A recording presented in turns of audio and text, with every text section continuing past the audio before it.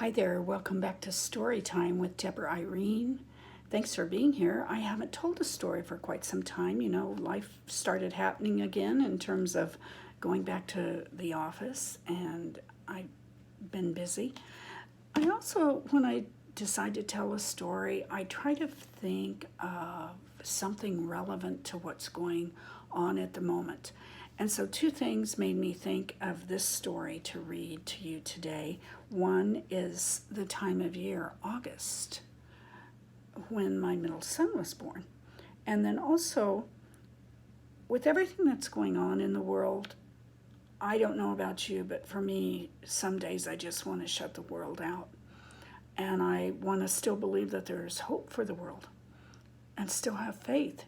And it's hard sometimes. So I'm going to read to you a story today about this little ring here. And so first let me talk to the writers out there to explain how this story came about and when it came about. It has to do with this ring. I've talked before about starting a blog before I published my first book. And that blog that I started back in September 2010 after I attended a conference, the very first blog I wrote, it was just a short little thing. And the name of that blog was Ring of Faith. And then it was about this ring. I told different things about that story more than one time. It had to do with my son and a health issue, but it also had to deal with me learning to cope as a mother. And so that story is in the book Reflections. Two chapters in my book Reflections expound on the story of that first initial blog, Ring of Faith. And so speaking to the writers, let me tell you how this evolved. That happened in 2010. And then in 2011, in my writers group, I expanded this story into a full-blown short story, giving many more details, and I submitted this to my writer friends for them to critique and for us to go over, and they encouraged me to submit this in a contest to Ladies' Home Journal. So when I wrote this short story based on the short vignettes and the short blog that I wrote, there were a lot more things added to it. Now, it was a contest in Ladies' Home Journal. It did not win, but I tucked this story away because everybody really enjoyed it. And so what did I tuck it away for? I didn't know, but I ended up putting it in my book, Someday I Will Write. So it was tucked away for that day. Let me remind you about how I tell my stories when I'm writing. Many times I flash back. So we're going to do that in this one. I'm going to start out with an introductory paragraph, and then I'm going to flash back. I think you'll know when that happens. So from my book, Someday I Will Write, Chapter 14, from the section A Time to Hope and a Time for Faith. The name of this chapter is Keep the Faith. With a 40-minute drive to work, I didn't have a minute to spare. As I swished the mouthwash one quick time and spit in the sink, splattering aqua-colored specks along the edges. A little tad of hand lotion, and I'm out the door. But where's the ring? It wasn't in my jewelry box and hadn't slipped behind the toothbrush cup. I opened the bathroom door in a hurry, convinced it was on the edge of my dresser. But it wasn't there either. I didn't think I could make it through the day without it. I ran down the stairs, shuffling things on the counter, back upstairs, shifting papers and pads on my desk. Okay, this is silly. I'm going to be late for work because I can't find a silver band with the inscription Faith. Well, here goes. No choice but to leave and see if I make it through the day. You were different. Unlike your older brother's labor, which was induced and barreled in like a freight train with 2 hours of pushing, yours progressed slowly. Although intense at the end, as expected, there were several seconds between to breathe. 3 pushes, and you were here on the luckiest day of the decade. You turned your head away when you were full, only eating enough to satisfy the nagging discomfort of an empty stomach. You preferred a man's touch and hold, whether your father, uncle, or the usher at church. They said you looked like me. It seemed surreal. That sub-zero day in January launched a lifetime walk of faith. As we headed to church, I bundled you in your snowsuit that morning because of the extreme temperature, even though the doctor had suggested wrapping you in cotton blankets instead of nylon lining due to your skin rash. In retrospect, I do not believe that was coincidental. The snowsuit had extra padding. After service, the 3 of us departed through the back basement door and forged against the wind chill factor toward the car, your 3-year-old brother alongside me, and you in my arms. Beyond that, I only remember your brother's feet tangled with mine, and we collapsed. You sailed through the air like a shuffled pass to the fullback. Your brother and I were sprawled in the parking lot. My shoes were behind me. You lay in front of me, wailing.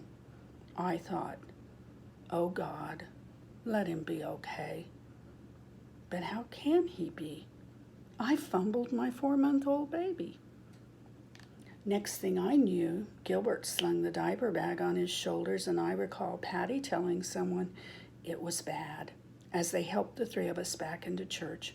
I placed your tiny body on the floor and attempted to untie the hood on the snowsuit, but my hands shook like I had Parkinson's.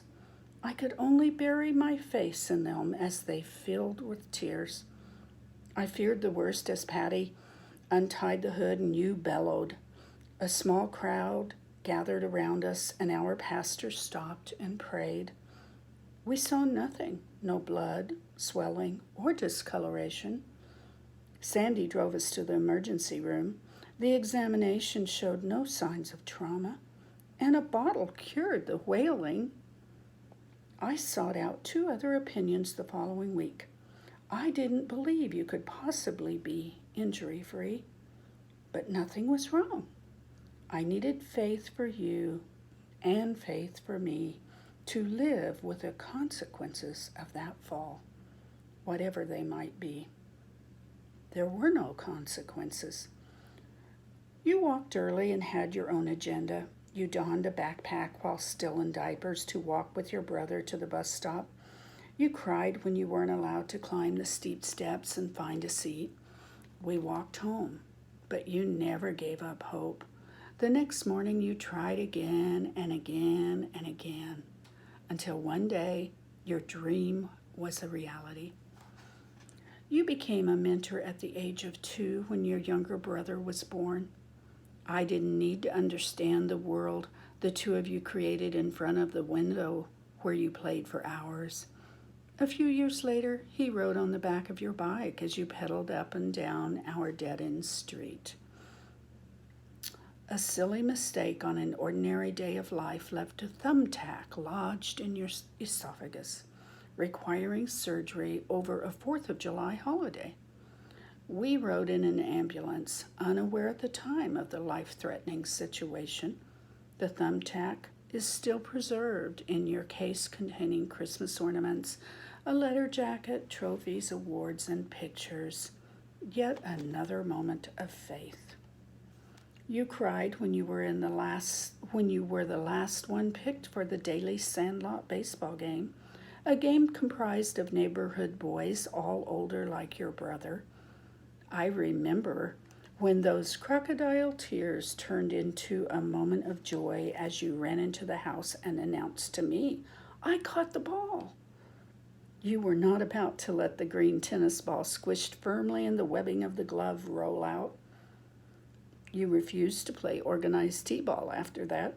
The ball should be pitched, not perched, so you said. Later, you joined a kid pitch team but were frustrated with simply playing instead of winning, and finally found your spot on a winning traveling team. You had a hot bat, lightning fast legs, and a fiery temper when you didn't perform. You were popular in school with friends, fellow students, and teachers, an overachiever and a good student. You inherited that dreaded burden of perfectionism.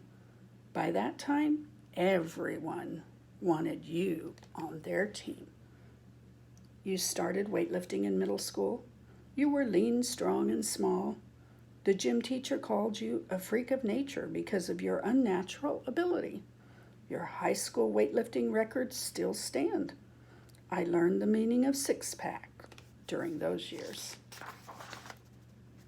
Although your life had been surrounded year-round with baseball, your overall athleticism, strength, and speed caught the eyes of the football and wrestling coaches in high school, much to my dismay. I watched the awful collision of bodies and helmets, fearing you were in the mix.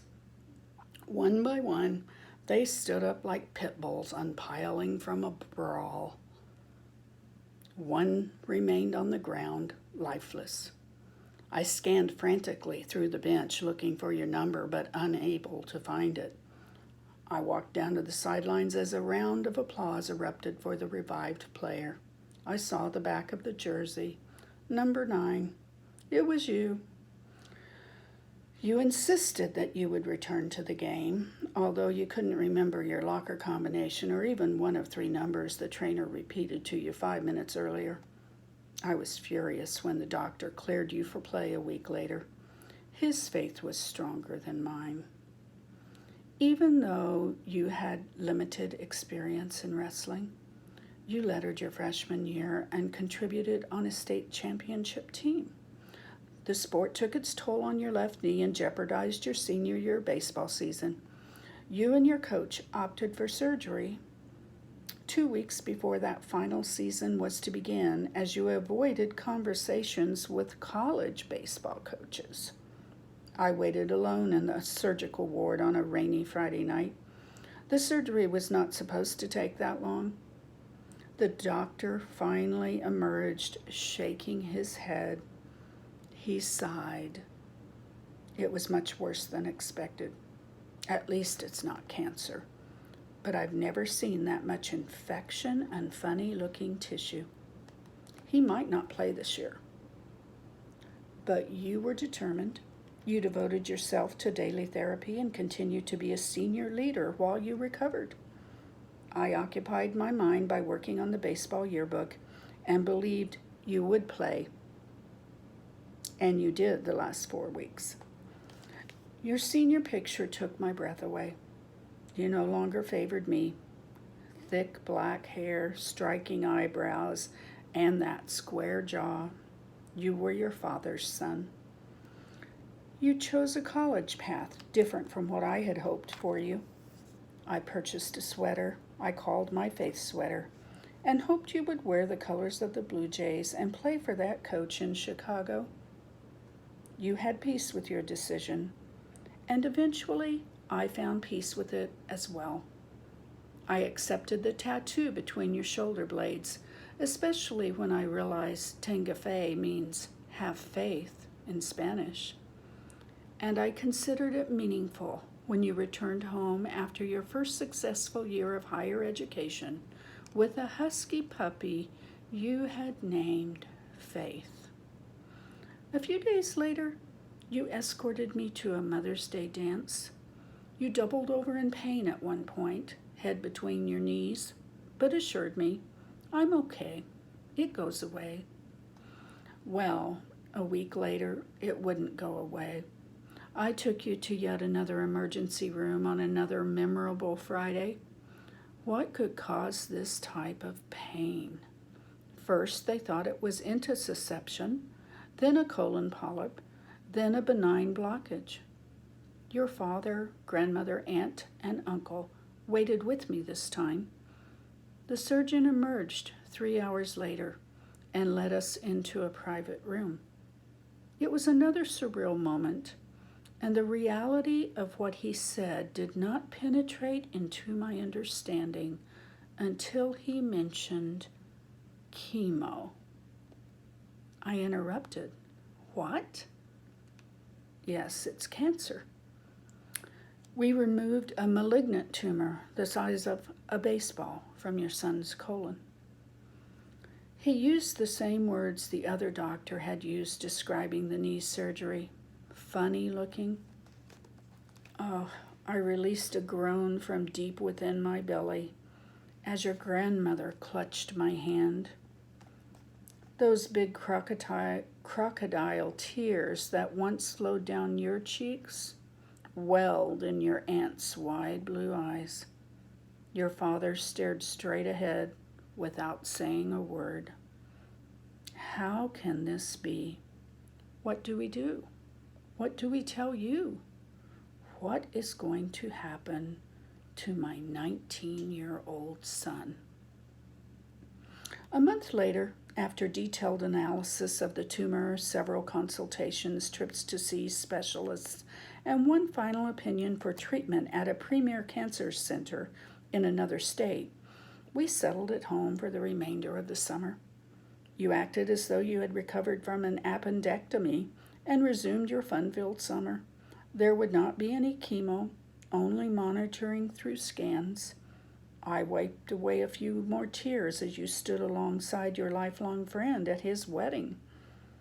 You returned to school in the fall, having never missed a semester, and, after I nagged, managed to undergo scans that I scheduled quarterly when you were home on breaks. It was shortly before that first scan that I purchased the silver band at a jewelry party. It beckoned me in a way I could not ignore. I knew it would only be a symbol, but in my moments of fear, it would remind me to have faith. Faith for you and faith for me. I bought two and thought perhaps you would wear one on your pinky. You gently said you weren't much into rings, so I stored it in my jewelry box. A year later, I placed that ring on my finger after giving mine away to a young lady recovering from breast cancer. 3 years passed as though nothing unordinary had happened. The day came to travel for your graduation ceremony. That one day, it didn't matter that we had $80,000 in student loans between the two of us just for your education. We celebrated life and your accomplishment, the first college graduate in my family, with an extended family dinner at your favorite restaurant. When you returned home, you called to schedule your quarterly scans. The nurse said the doctor wanted to see you prior to the scans and followed with, "I think he's going to declare you free." My faith ring was lost, but I made it through 2 days. I sat up in bed that second evening to read, propped pillows behind me, and saw something shiny under the edge of my desk drawer. I jumped out of the bed, grabbed it like a lost treasure, and slid it over my knuckle onto its proper place on my finger and glanced at those familiar 5 letters, F-A-I-T-H.